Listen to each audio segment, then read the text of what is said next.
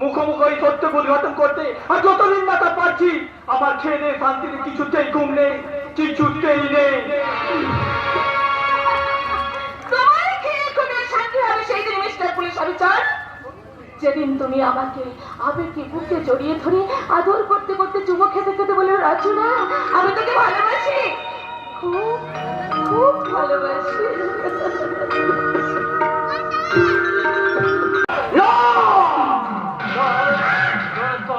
যৌবন আমি পাইনি, তাজা রক্তেই মেটাবো আমি আমার মনের পিপাসা। তাকে আমার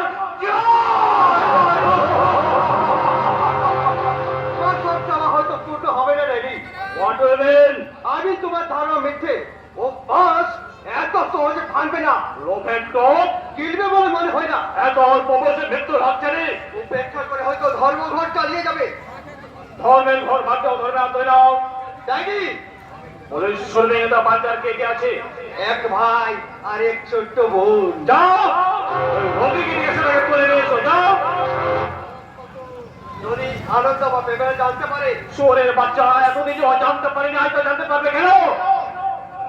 এর আগে তখন প্রথমে কষা মাংস খাওনি, ঝাল না দেবো। তুই এখানে বাচ্চা আসতে নিষেধ করেছে জানি বস।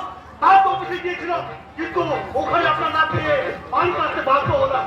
কারণ কারণ চন্দ্রপুর থানার এক নতুন অফিসার এসেছে, যার নাকি সমস্ত লোক আছে।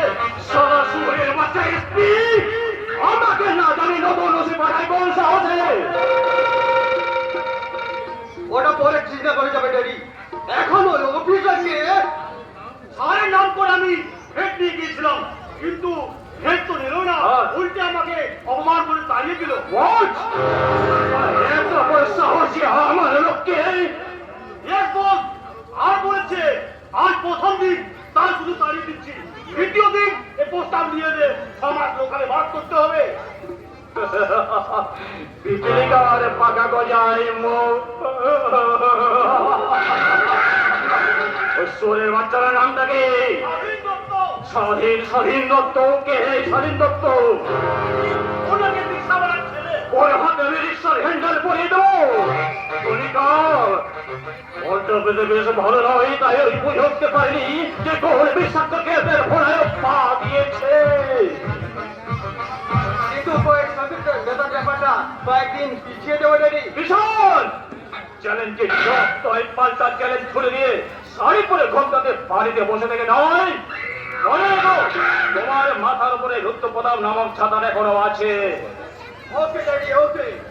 তোমার উত্তর পেলে আমি দুর্গ ফিরে লঙ্ঘন করতে পারি, আর ও তো চলো একটা সামান্য পুলিশ অফিসার। প্রয়োজন হলে ওর গলাটা চেপে ধরে ও দুধের চাপতে যাবে, তুলে নেবো, তুলে নেবো।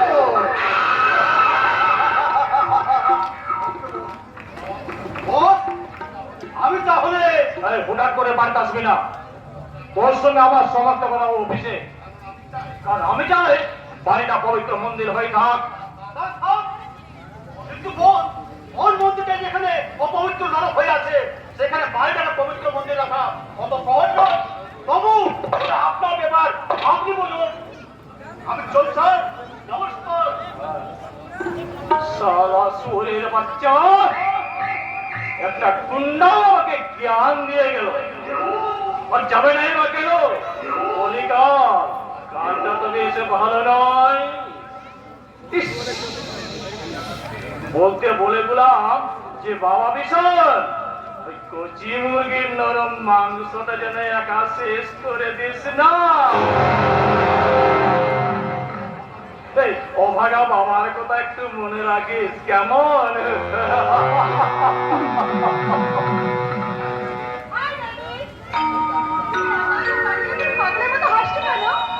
তাতে কি হয়েছে রে মা?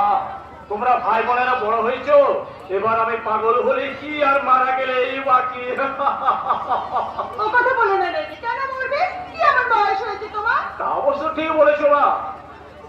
তোমাদের মা মারা যাওয়ার পর আবার তোমার বিয়ে করা উচিত ছিল। অনেকেই তা বলেছিল মা, কিন্তু তোমাদের 3 ভাই বোনের কথা আর দেশের হাজার হাজার নিরন্ন মানুষের কথা চিন্তা করে সারাটা জীবন তুমি সন্ন্যাসীর মতো কাটিয়ে দিলে। সকলের জন্য এই ত্যাগ তিতিক্ষা। না মা না, এটা তো আমার কর্তব্য।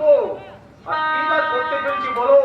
বলি কাল তো বেশ ভালো নয়, তাই আমার অনেক দায়িত্ব কর্তব্য এখনো বাকি রয়ে গেছে। দেখি জীবনের শেষ দিন পর্যন্ত সেগুলো পালন করতে পারি কিনা। পরের দিন তো গেল, সন্ধ্যা হলো, আর করো আমারে। পরের দিন তো গেল, সন্ধ্যা হলো, আর করো আমারে।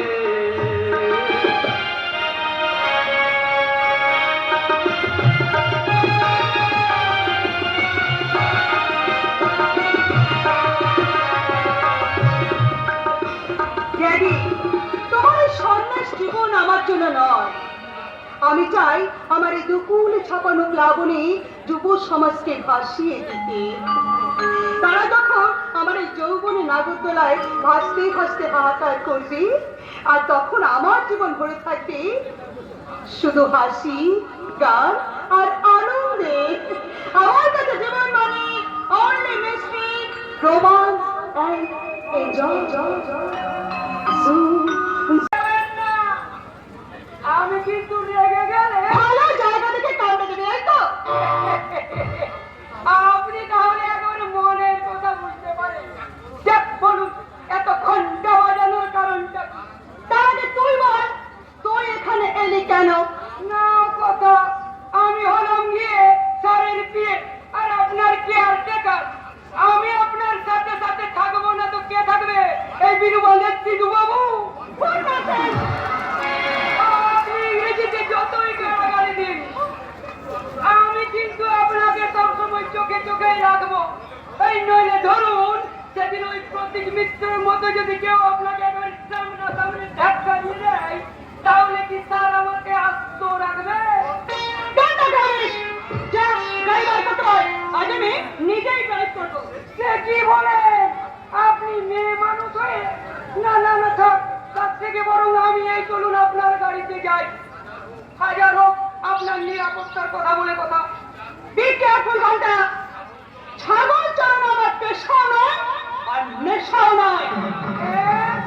তার মানে আমি হলাম গিয়ে ছাগল? তার থেকে আমি যা, আমার কথা মতো কাজ কর, নইলে আমি রেগে গেলে আমার এই ভালো জায়গাটা থেকে কামড়ে দেবে। না, আমি তো ঘরটাই নষ্ট করবো।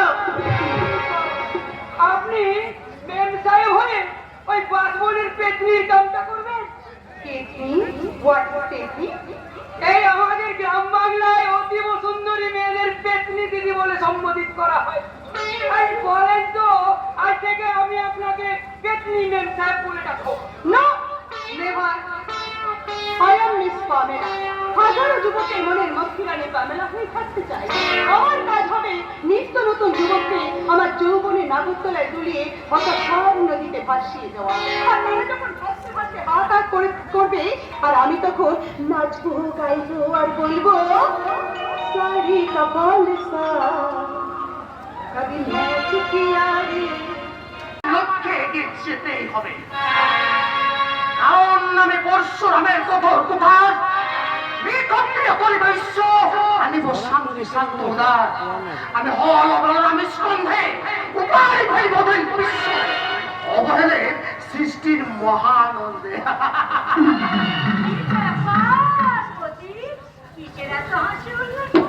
হাসি উল্লাস নয় মা, হাসি উল্লাস নয়, এ আমার প্রতিজ্ঞা। নাগপাত আর কত লোকবস্তু বিস্তার করতে গিয়ে তুই কি তোর মাকেই ভুলে যাচ্ছিস বাবা? কোন সন্তান যে তার মাকে ভুলে যায় সন্তানের জন্য মায়ের চোখের জ্বালা, তাহলে যে তার মানব জীবনটাই বৃথা হয়ে যায় মা। তাহলে তুই এতদিন কোথায় ছিলিস বাবা? আমার কথা কি তোর মনে ছিল মা? এখনো আছে আর থাকবে চিরকাল। কিন্তু মাগো, আমার প্রতিদ্বন্দ্বী যে সমাজের এক গণ্যমান্য ব্যক্তি, দেশ জুড়ে তার কাল হতে বিস্তার, তার সন্তান সন্তনির দল আনন্দকে চলে গেছে বাবা। হ্যাঁ মা, বন্দী আমি এই যুগের লক্ষণ। তাই তো নাগ পাশ থেকে মুক্ত হতে ওই আনন্দ নামক গরুর পাখিটার সাহায্য আমার বড়ই প্রয়োজন। কিন্তু আমাকে তুমি কি সাহায্য করবে? ও নিজেই তো রুদ্র প্রতাপ খান শর্মার ছেলে। কাঁটা ছাড়া যে কাঁটা তোলা যায় না মা। মোদি, তাই তো আনন্দ নামক কাঁটাকে উপযোগ করে রুদ্র প্রতাপের বড় ছেলে বিশান আর মেয়ে পামেলা নামক কাঁটা দুটোকে আমি তুলবো। তারপর ডাল পালাবিহীন ও রুদ্র প্রতাপের মূল আমি সমুদ্রে দেবী। কিন্তু পটি, তোর বাবা আর দাদা তাদের সন্ধান আমি করে চলছি না। তোমার দেওয়া নিশানা নিয়ে তাদের পাতি পাতি করে অনুসন্ধান করেছি, কিন্তু তাদের আমি কোথাও খুঁজে পাইনি। কিন্তু মাগো, আমার স্থির বিশ্বাস তাদের আমি একদিন খুঁজে পাবোই। কতদিন আমি কি বেঁচে থাকবো বাবা? আমি কি পারবো সেদিনের সেই মিলন সমুদ্রে সকলের সাথে মিলিত হতে? পারবে মা, নিশ্চয় পারবে। সে মিলন সমুদ্রে মিলিত হবার জন্য আমি যে দিগ্ভ্রান্ত উল্কার মতো এক দেশের থেকে অন্য দেশ জীবন পণ করে ছুটে চলেছি। না বাবা না, ওরে তোর জীবনের বিনিময়ে আমি কিছু ফিরে পেতে চাই না বাবা, কিছু ফিরে পেতে চাই না। আর আর কথা বলে তুমি তোমার প্রতীককে ফেরাতে পারবে না মা। নদীর জল বয়ে গেলে যেমন তার গতিকে ফেরানো যায় না, বন্দুকের গুলি আর হাতে ঢিল ছোড়া হলে যেমন তার স্বস্থানে ফিরে আসে না, তেমনি তোমার প্রতীক আর যতদূর এগিয়ে গেছে সেখান থেকে সে আর এক পাও পিছিয়ে আসতে পারবে না। কিন্তু আমার যে বড় ভয় করে রে বাবা। এবার তোমার বুকে রক্ত আর চোখে জল দিয়ে গড়া প্রতীক নুনের পুতুল নয়, যেন সহজে বলে যাবে। তুমি আমাকে আশীর্বাদ করো মা, আমি যেমন ওই শয়তানদের মৃত্যু চক্রে প্রবেশ করে তাদের বুকে রক্ত পুজো শেষ করতে পারি, আর তার জন্য যদি প্রয়োজন হয় তাহলে যেন আমি হাসতে হাসতে মৃত্যুকে আলিঙ্গন করতে পারি। একটু শান্ত হ। মাগো, মহামিত্র হিরণক্রান্ত, আমি সেই দিন হব শান্ত যবে উৎপীড়িতের ক্রন্দন রোল আকাশে বাতাসে ধনিবে না, অত্যাচারীর খড়গ বিমান ভীম রণভূমে রণিবে না। মহামিত্র হিরণক্রান্ত, আমি সেই দিন হব শান্ত, সেই দিন হব শান্ত।